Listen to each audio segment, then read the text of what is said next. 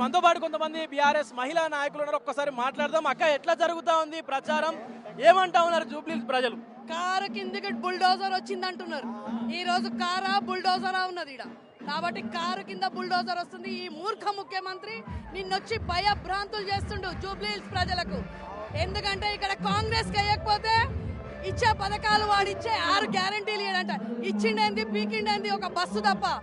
దొడ్డు బియ్యాన్ని పాలిష్ బట్టి ఇచ్చిన బియ్యాన్ని పెన్షన్లు ఇవన్నీ ఇవ్వమని భయపట్టిస్తుండు. అంటే తెలంగాణలో జూబ్లీహిల్స్ లేదా? జూబ్లీహిల్స్ ప్రజలు లేరా?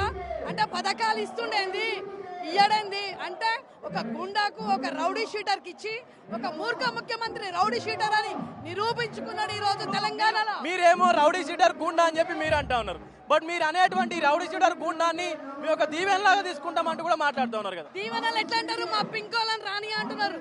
తెలంగాణ తెచ్చుకున్న బాబు కేసీఆర్ జెండను, మా 3 సార్లు ఉన్న గోపన్నను, గుండెలలో ఉన్న వాళ్ళను తిరగనియ్యము కథం చేస్తామంటుండు. అంటే ఇది గుండాలంటారా? సుత్తపూసలంటారా? ఉత్తములు అంటారా? గుండాలంటారు. ఈ రోజు రేవంత్ రెడ్డి వచ్చి ముఖ్యమంత్రి కూడా వచ్చి ఇక్కడ ఏమంటుండు? పథకాలు ఇవ్వమంటుండు. అంటే పథకాలు వీని అయ్య సొమ్మువా? వీని అయ్య జాగీరా? ఆంధ్రాకి నుంచి వచ్చిందా?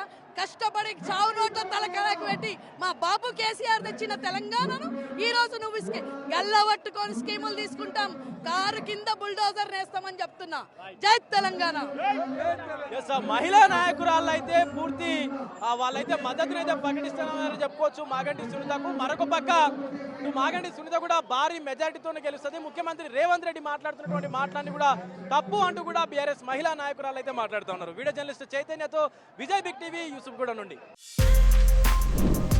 For more videos like this, subscribe Big TV channel.